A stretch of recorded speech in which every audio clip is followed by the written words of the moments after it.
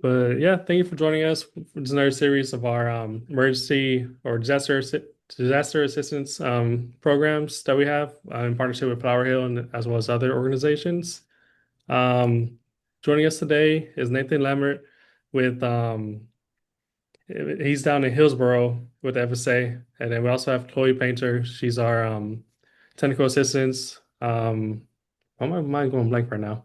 But she helps us with FC support and all that, as well as technical assistance if you're applying for disaster relief. But I'll let Chloe say a few words, and then we'll hand it over to Nathan. Hi, everybody. Thank you so much for joining and taking time out of your busy. Um, yeah, I'm Chloe Painter. I work for Farmer Veteran Coalition. I'm the veteran service provider. And so if you have called or emailed, then most likely it's been me that you've chatted with. Um, so we started these webinars back in February to work with Flower Hill so that we could basically do outreach for disaster relief for when disaster strikes. A lot of people don't know those first steps to do and all the programs that are available to them through the FSA. So our goal is to get as much of that information out as possible so that if something does happen, people know that we're here every step of the way. So is FSA and the programs that are available to them, and that they're not going in completely blindfolded. So thank y'all so much, and hope y'all enjoy the program. And I will also mention that since February, Diego has been uploading our other webinars up on our YouTube. So you're new here or haven't gotten to watch any of the other ones, then you can go back and watch those recordings as well. And this one will go on as well. Thank you for that, Chloe. And with that, Nathan, you have the floor. Okay, my name's Nathan Lambert again, and I'm a program specialist in the Texas State FSA office.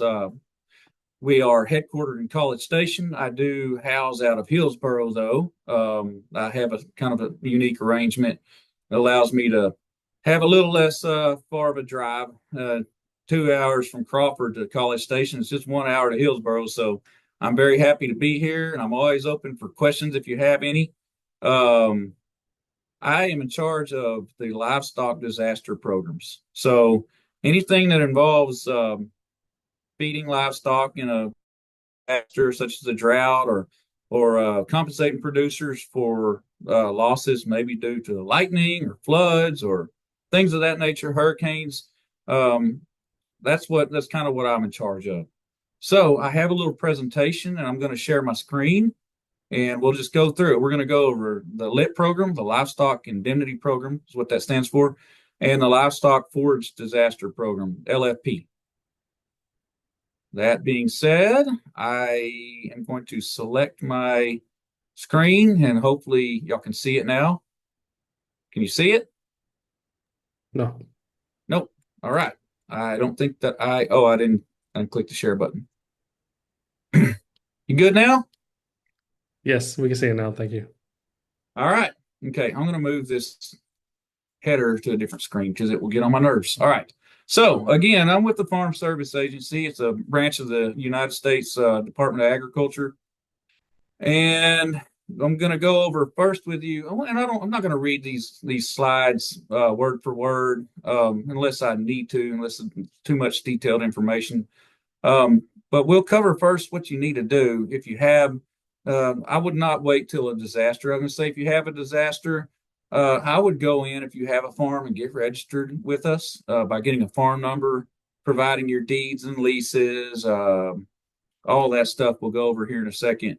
I would go ahead and get that, under control at your local county office, and know that almost every county has an office, and if they don't, they have an office that is assigned to that county. So, for example, McLennan County, you're going to go to Waco. Hill County, you'll go to Hillsborough. There are some shared managed situations, such as in San Saba County. They also administer Mills County because Mills County they lost the program activity to be able to sustain a full office staff. So all the records for Mills County went to San Saba. So that's the sort of arrangements we have all over the state. A lot of counties The most of the counties have their own office, but a lot of them with scarcer populations and a little less program activity would be combined or shared managed. So just know that you can find an office almost anywhere. And whenever you office to get set up, you're going to want to bring your driver's license, social security card. If you have a EIN, employer identification number, you want to bring in that that letter. I think it's an SS4. Want to bring your deeds and your lease agreements for anything that you don't own.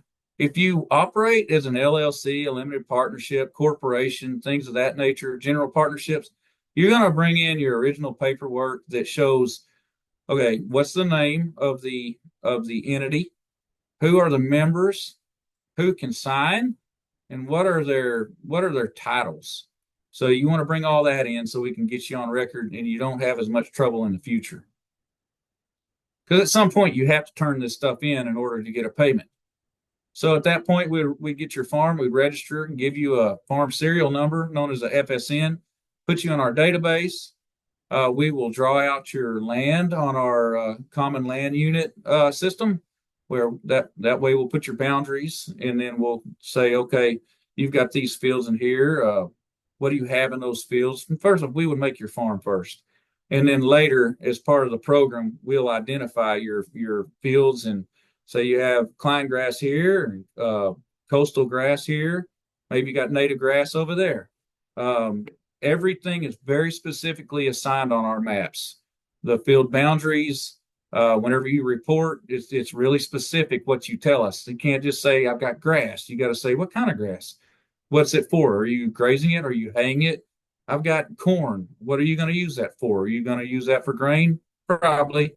Wheat. Are you going to graze that? Or are you going to take that to grain? Probably the majority of y'all listening right now would be grazers.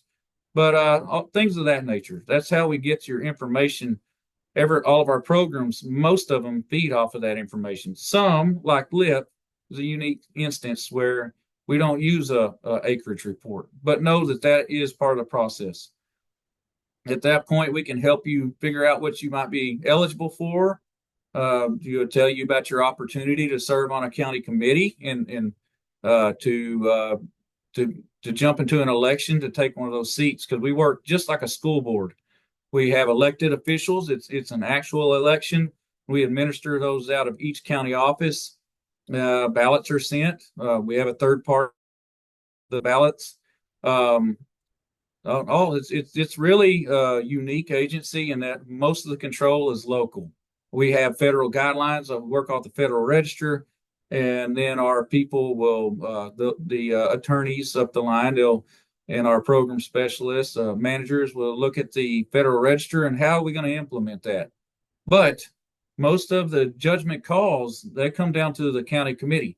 If something happens there and you will get a determination, either a favorable one or an adverse one. If ever you're given an adverse determination, you get the ability to request an appeal back to whoever made that determination, or you can go to the state committee, or you could jump to a special part of our agency called the National Appeals Division, known as NAD. At that point, they are completely a neutral party. That they serve the agencies within USDA, and they listen to the producer, and then they listen to us. We will only argue things that are policy that we have to stick to, but the producer is always afforded the ability to plead their case up the line until you get to NAD, and even after that, they have a appeals division director review. So it's a very, very fair organization, I can tell you that. Whenever you come in, after you get your initial farm set up, you'll file a farm operating plan on a form CCC 902, and that's going to ask you what your contributions are to your operation. Make sure you're actually farming. Some programs say you have to be actively engaged in farming. Some don't. Some just want to know, are you a citizen? Are you over 18? Or a citizen or legal alien? Are you over 18? Who all is a member of your entity? But some say you need to bring certain contributions of land, capital, or equipment or a combination of them, as well as active personal labor and active personal management. So that would be captured, your inputs would be captured on that form. The committee would then make their determination based off that form. You also are required to file a CCC 941, which basically says, do you make more or less than $900,000? If you make more, you're not going to be eligible. Although a community property state like Texas, you would be given the opportunity to prove that you and your spouse, say you made $901,000. Well, your CPA could say, all right, this is how I'm proved. They should give us proof. That's not true. One of them made that they, let me say, you can split that in half. So they could take it and say it's community property, $900,000, and split between two, you would qualify. You also have to sign a form 80-1026, which the long story short there is I agree not to tear up the land that I'm going to follow. We would send that to NRCS, Natural Resource Conservation, our sister agency. They would tell you this land is highly erodible or this land is a wetland. If you're going to do stuff with it, you're going to follow this plan. And all this is voluntary. That sounded kind of forward of me, but these are voluntary programs. So if you want to participate, you'll have to follow that plan. So that is kind of I call them I don't know what I call them anymore. I used to have a word for them. I'm not in the county office, but you must have those three on file. So that before you can do anything else, you've got to have those three forms on file. So now we'll get into Livestock Indemnity Program, known as LIP. That's going to cover things whenever your animals die or injured by an eligible loss condition. Now, eligible loss condition, again, just a few of them: lightning, floods, tornadoes, hurricanes. Eligible winter storm has to meet certain criteria. But if something like that happens, you're going to bring us some proof that actually you lost them, some pictures, or there's ways that you can, maybe if you don't have pictures, they floated down the river, you could turn in a third-party certification. All this stuff, this is a high-level discussion. There's handbooks. You see, my programs, they're sitting in those handbooks there, and they're all pretty thick. So you've got a million rules that you got to follow, but for the most part, people are able to meet them because we're here to help. We're not here to stop things, but we're here to do it fairly and do justice to the taxpayer. And so say you've got 100 cows and one of them dies. That's not going to generate a payment unless you can prove that you lost some to normal mortality. And you got to beat, for like a cow, we're talking about a 5% mortality loss. So before you get a payment, you'd have to prove, well, I lost 5 cows due to old age, this, that, and the other, and I've got proof of it. So you got 5 cows and then you lost one, boom, you get a payment because you have lost more than what you were expecting to lose. Things that can be paid on where they were injured and then you had to sell them. That's probably going to be more like a fire where the hooves get burned or something like that, and the cows are sick, and you sold them at a reduced price. We can compensate that too. Doesn't happen very often, but there are provisions that we can do that. The livestock, they can't be pets. They got to be used for commercial use.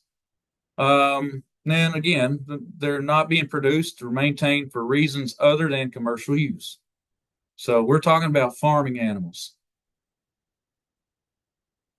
You need to file a note. If you do have a loss, notice of loss is due by March 1st after the end of the calendar year. So for 25, we're talking about March 1st of 2026. You've got to have a notice of loss on file, which means tell us that it happened.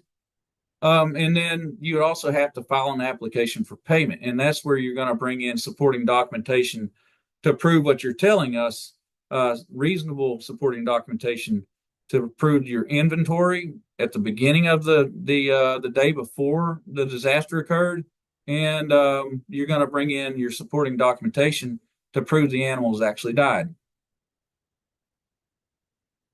Beginning inventory, you can see you can have vet records, stuff for taxes, insurance documents, bank and loan documents, even a journal that you're keeping. Not many people are going to have brand inspection records. I think that's more like in the big federal lands that we don't have a lot of here in the state. But that's how you substantiate your documentation at the beginning of the event. The proof of death, that's really open. What do you have? Do you have things for taxes? Do you have things for insurance? You got the contemporaneous producer records, a journal. Most of the people will have a picture with a date. Even if you can't figure out how to date stamp your picture, you can hold up a piece of paper in front of the dead animal with your date on it, snap a picture of it. That should suffice. If you can't get that, you can get a third-party certification from a neighbor that saw what happened. So you say you've got someone that witnessed your cattle floating down the river, then you could get someone to fill that out, but it's got to be unaffiliated. You can't have a family member or your ranch hand do this. It's going to need to be someone that's at arm's length, so it's legitimate. So you can use that. The program is fairly simple. You just turn in your documentation to your application and your documentation, and the committee's going to look at it and say, is this reasonable? It's reasonable. Okay, we can approve that. But these also have a lot of appeals too, because people want to turn in things like the cows got kind of cold and they got pneumonia. Well, it's got to get real cold for us to pay you excessive cold. We're talking negative 30 degrees for almost all animals that we have. The state committee sets that criteria. For excessive heat, 105 degrees. If it gets over 105 degrees and something dies, even it could be 30 days after it died, up to 30 days. 30 days after it reached 105. We could compensate you that as long as you could prove that it really did hit 105 degrees. Again, the deadline to submit the notice of loss and application for payment and all supporting documentation for 25 is March 1st of 2026. On this part of it, Diego, help me out. I'm not really knowing where I might see questions, but do I have any questions on the LIP program? I know it's pretty quick, but I think I covered everything I could think of. So is there any questions? We got one question here from Alec saying, is there an offset to LIP payments for covered loss excess of any mortality insurance received? No, the only thing that we would not want to pay you on is any sort of our federal programs, USDA programs. So you get an insurance check, we're not looking at that. All right. But if it did get compensated through some other USDA program, some ad hoc thing, you're not supposed to get a duplicate benefit on that. Okay. And that was the only question I have right now, so we're good to go. Okay. Well, I will move on to something that applies to a lot more people, which is LFP, the Livestock Forage Disaster Program. On this one, basically, this goes completely. I'm not going to talk a lot about fire. Fire, we can compensate you on federal land. I doubt anyone in here has that. I never get any questions about it in the state. There's very little federal land. Fort Hood, there's grazers out there, but that we just don't get that. So I'm going to just cover drought, and I'll probably skip over the fire part unless I have questions later. What you're looking at is a national drought monitor through the University of Nebraska. They compile everything based on a lot of input from people out in the field. And what we're talking about here is if we're in 8 consecutive weeks of D2, which is severe drought, we could pay you a feed factor of 1. So that's going to be the smallest payment we can make you. It's not a ton, but when you have a lot of animals and a lot of grazing, because it's going to pay you less up. Just because you have 100 cows, we're not just going to pay you for 100 cows. If you got 100 acres of native grazing, and say it takes 20 acres to sustain, or we have a carrying capacity of 20 acres of native grass to sustain one animal, You may have 100 cows, but we're going to pay you for 5 because we do 100 divided by 20. So you could sustain practically that's, and I'm just using 20 as an example because it's a good round number, but that's not really far off from a lot of the native grass around here, especially west of here. So while you may have 100 cows, it's also going to look at your acreage report. You tell us the cows, you have told us the acreage that you have already, and then it does a calculation. 100 cows, but only 100 acres that can sustain 5 cows. It's going to pay you on the 5 cows. Say you've got enough to sustain, so you do have enough to sustain 100 cows, but you only have 5, it's going to pay you on 5 cows. It's always the lesser of. It's meant to be truly fair and reasonable. So that could pay you 1 month worth of feed for however many cows you either have or how many you can sustain, the lesser of. Once you hit D3 drought for 1 day, that goes to 3 months worth of a factor of 3. I have to be careful how I phrase this. We used to say months worth, and it was made clear to us at one of the national trainings. Don't use that. Use a factor. So we'll give you basically 3 times what you got when it hit D2 drought. If you've already gotten the 8 weeks of D2 drought in the one payment, and then you hit D3, it's going to just pay you the additional 2. And so on and so forth. You hit D3 for 4 non-consecutive weeks, give you 4. If you hit D4 drought, which is terrible, exceptional drought, that 1 day you get 5, 4 payments worth, 4 months worth. No, I got to quit saying that. A factor of 4. I'm sorry, it's just hard to get it out of my head. So you hit 4 non-consecutive weeks of D4 drought, you get a factor. The maximum you get is a 5. So just think of that as if you got $40 for 1 month, then the most you could get is $200. That's also factored by a 60% national payment factor. And then they also sequester it a little bit more. I think it's about 7%, the national sequestration rate that's just applicable to all programs. So it's not completely just, I'm going to get this much, this is the rate, I'm going to get that. No, that rate is factored by 60% and then a little bit more for sequestration rate. Grazing losses, it's got to be, your county has to touch somewhere in the county meet that criteria that I just showed you. So if 0.1% of that county is in D3 drought, you get a payment just like that. The rest of it could be in 0 drought, and it happens sometimes. Half the county has gotten a ton of rain and half hadn't gotten anything. The whole county triggers, so you're all eligible. Got to be native or improved pasture with permanent vegetative cover, or planted to things such as wheat, oats, millet, ryegrass, and it could also be a mixed forage, which is just whatever, more than one mix of grass or maybe small grains overseeded. Eligible livestock producers, you had to at some point within the 60 days before your trigger date, and that trigger date is going to go off the National Drought Monitor. I hit D3 drought on July 24th, then that's my trigger date. So you had to have the cows within that 60 days at some point. And then we will collect your information, what you had in there. And this is not just for cows. I keep saying that, but it's what everyone has, it seems to be. But also goats, sheep, farming horses, they got to be part of a commercial operation to be eligible, equine do. So are you using them for your farm? Are they subject to being sold? So yeah, we're not just covering cows. It's just the lowest hanging fruit, easiest thing for my brain to go back on.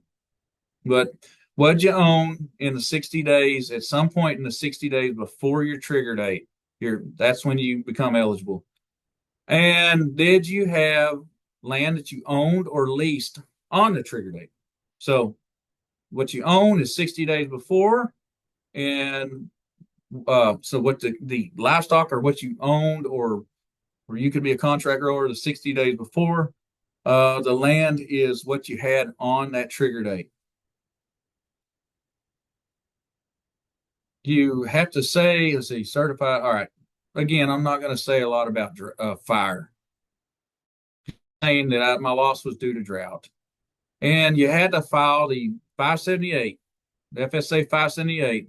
That's your acreage report where you tell us what sort of grass you have, what sort of wheat you have. You have millet, ryegrass. Did you overseed? That's got to be done timely.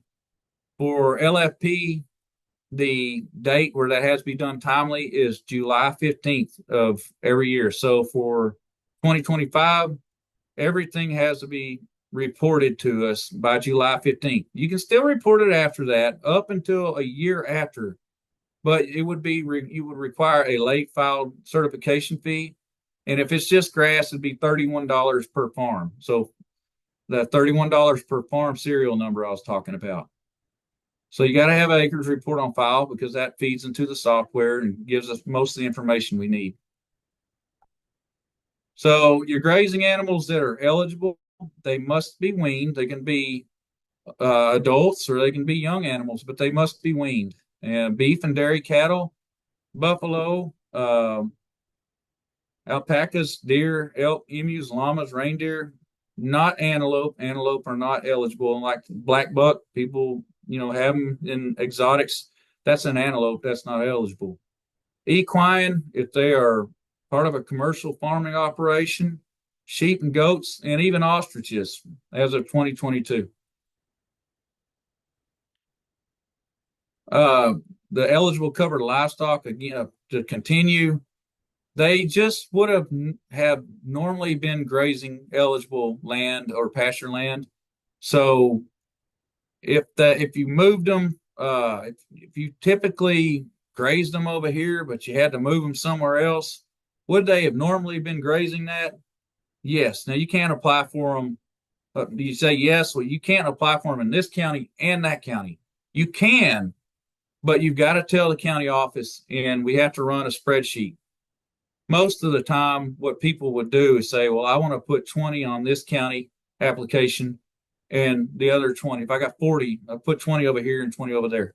But that's your prerogative. If you want to put all 40 on both applications, you can. But that's subject to us running a spreadsheet and offsetting each application to account for that. Again, here's something about fire.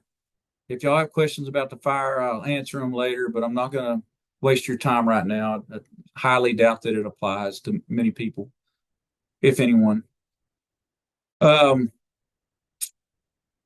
already went through, you had to own them within 60 days. There's certain stipulations which are very particular. You could say, I sold them last year due to drought, and you maybe could count them as mitigated livestock. That's going to involve us sustaining at least a D1 drought from the end of the prior year, from when you trigger to the end of the prior year, and then selling them in a week that is at least a D2 drought. So you can, those mitigated, which is sold livestock, those could be eligible as well. Again, these are livestock that are for commercial use. These are not pleasure animals. We can't include pets. That's not what this is for. So just keep that in mind. I know everyone probably has at least some livestock, but then you may have a pet horse. Well, that's most of the time going to be the case. That's not really eligible because it's not really part of your farming operation. It could be. I don't want to totally tell you it's not. We just have to look at it and you tell us, well, that one is part of my operation. The committee would have the authority to look at that and determine whether it truly is. Again, I kind of talked about this already. Things that are not eligible, I just said it, no sense saying it again. Anything that's free and wild free roaming, such as just your wild deer, not eligible. You can't use livestock that are for racing or betting, or for hunting, or you can't count your cow that you're going to slaughter and eat for yourself. Animals that are normally in a feedlot during the drought, that's not what this is for. That's part of your normal operation is send them off and feed them. So The government shouldn't be paying for things that truly weren't ever in the plan for a producer. If they're not weaned, those are not eligible either. Again, your grazing land, native or improved pasture with permanent vegetative cover. Again, I've said this twice, I believe, but I'll say it again. Mixed forage such as grass mixed with small grains, overseeded small grains. Forage sorghum, small grains such as oats, rye, triticale, and millet or barley. That's eligible. And then annually planted things such as annual ryegrass and crabgrass. Again, your land has to be in a county that is affected by a qualifying drought that we went over. You're going to have to bring in your deeds if you own it, or your leases that show a valid cash lease, or share lease. There's a few share leases out there. But you have to bring it in. It proves you truly do have control and risk of loss on the grass, on that grazing land. So you will have to bring that in. That is required. That's most of the time the hang up, because someone will bring in a lease and it's signed by John Smith, but then our farm records, the deed that was brought into us to create the records, shows Smith Enterprises Limited Partnership.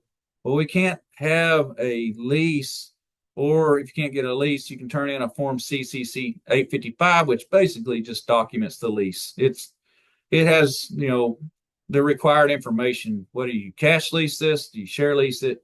How many acres is it?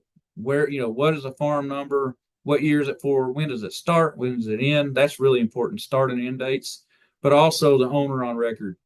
So if you do have John Smith that gives you a lease, yet it's owned by John Smith Enterprise or Smith Enterprises Limited Partnership, we can't accept that. It's a pretty easy fix, because we could give you a CCC 855. You take it back out to Mr. Smith. He signs it as a general partner, and now you've got it taken care of. It's just a bit of a hassle, but it's a requirement, and FSA is required to make sure everyone's following the rules. So just bear with us. It's no one trying to pick on you if that happens. It's just something we got to do. Well, we're not going to go over state and federal lands, but the requirements are basically the same. You would have to get some sort of grazing permit for those. I think that's everything on that slide. Here we're going over the name of the leasing. On the lease must reflect the same the applicant requesting benefits. So that means you. So you can't have Thomas Farms that is operating in our office, and you provided us the corporate charters, and that's how you're operating. We can't have you turn in something from a landowner that says Smith Enterprises is leasing to Joe Thomas, because that too is a mismatch for yourself. So however you're operating in the FSA office or in the real world is how you need to be signed up here, and that causes a lot of issues. So it's best to be just completely forthcoming. Not that you're trying to hide anything, but it may not seem to be a big deal to you, but it is, because anything we give you, I can't really remember if you get a 1099 for things under $600, but if you get a payment from us, you're gonna get a 1099 that's going to go towards the EIN. So if you want all your farming stuff in an entity and you report to the IRS and all this, you get a big payment from us, but you didn't tell us you had the entity. Well, you're going to have a problem with your taxes later, and that's not our business, but we are required to sign you up exactly how you're operating. So that part of it is, that's a requirement. However you operate in real life is how you need to sign up here. Man, if you don't, it will cause you a lot of heartache, and it's not a huge issue, but definitely we see plenty of it in the county offices. Why did y'all give me a 1099 to me personally? Well, what do you mean? Well, what about my LLC? Well, you never told us about it. Like we just don't know. We don't have access to that. This is all voluntary, so we don't know. Then we'll find out after the fact, and it'll cause a big mess. So the lease has a convey control. So you can't have a lease where it's like you can just graze this, but you don't actually control anything out here. I can kick you off at any time. That doesn't work for a lease. And you got to be the one that's at risk of the loss out there. So you're maintaining the pastures and all this, and that's yours. That's everything you put in there. It's your responsibility as the operator. So that's a big risk that you're putting stuff into it, uh, hoping to make a profit. If you have a lease that prohibits you subleasing, we cannot allow a sublease applicant to be paid. If your lease says, the landowner gives a lease to producer A, and then he subleases a producer B while his lease says he can't sublease. Well, producer B, we cannot pay him. We have to look at the lease and make sure that that's allowable. I've gone over all of this. The CCC 855, that is in lieu of the lease. So if you have a problem with your lease, but your lease really conveys this, and that's the arrangement, but it doesn't properly say it. You can always get a CCC 855 to document things independent of that lease. So it's capturing what's really going on out there. I've talked about risk and control. There's no sense talking about that again. What you certify on your FSA 578, your acreage report, though, anything that goes on a LFP application, it needs to be certified as grazing. We go off of intended use. So if you come in our office and say, I have all this land and I'm going to bale it, we can't pay you on that. That'll be certified as forage, and forage is not eligible.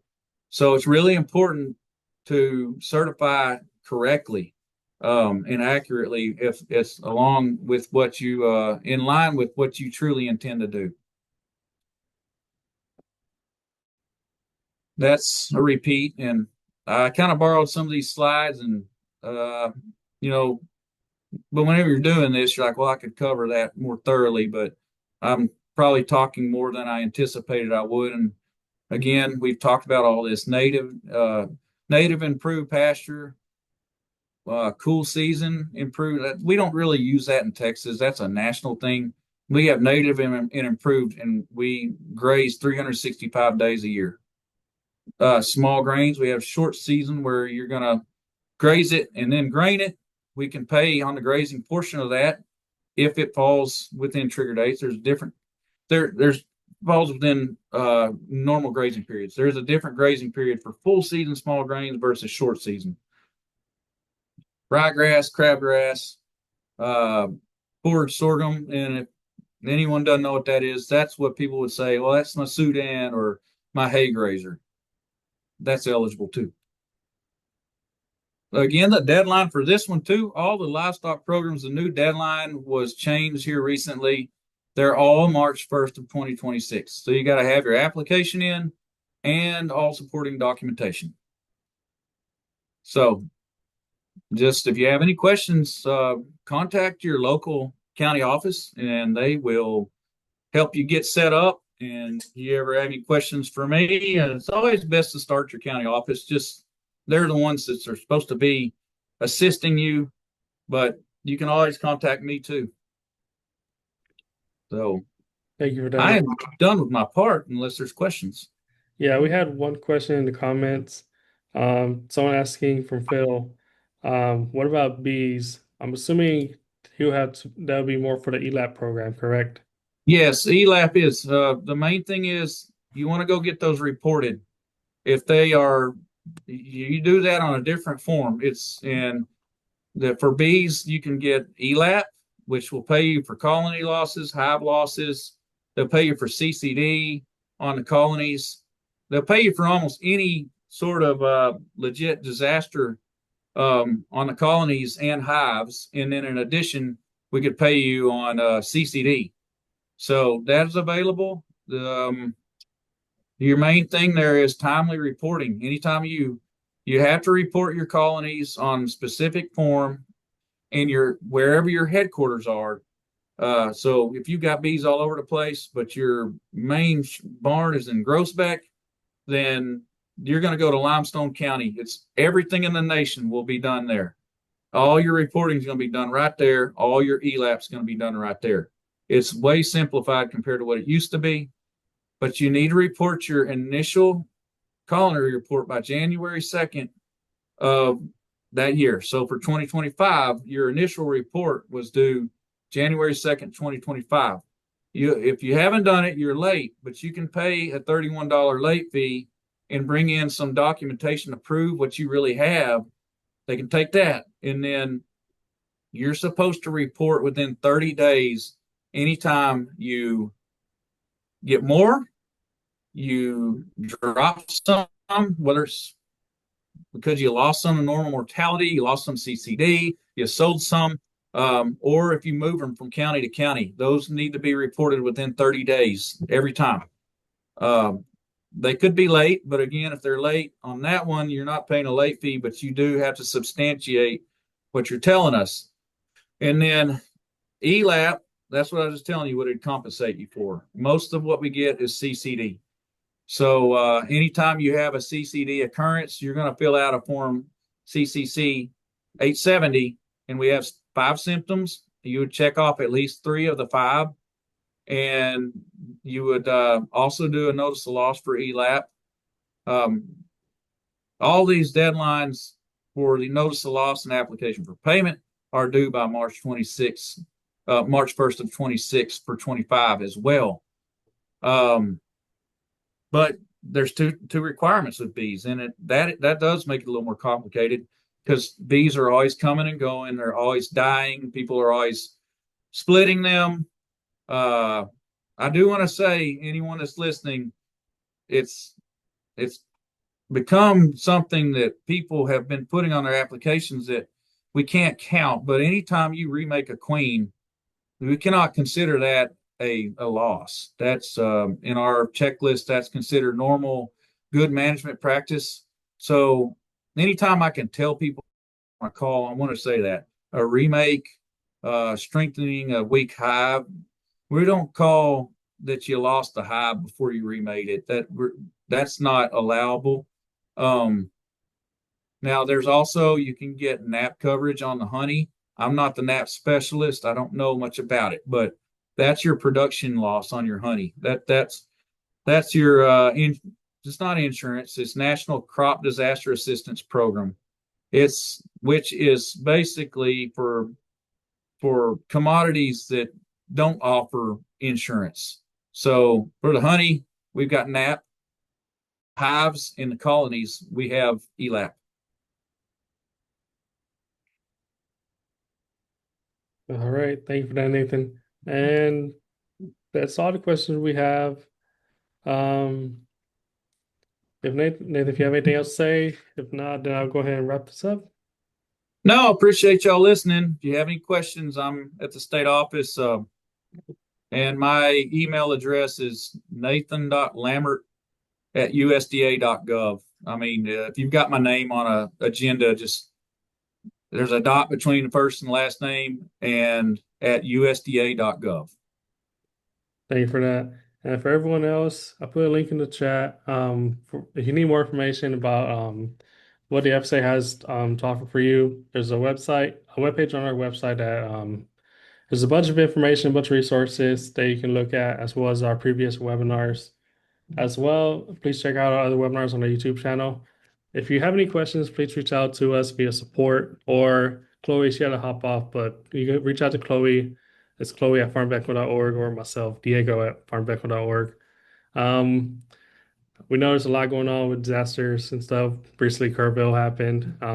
That was a big deal. So if you're affected by any natural disasters, please know that we're here for you. You can reach out to us if you need anything, and we can help you any way we can. If we can help you ourselves, try to point you in the right direction. But with that, thank you for joining us, and thank you, Nathan, for your presentation. Thanks for having me.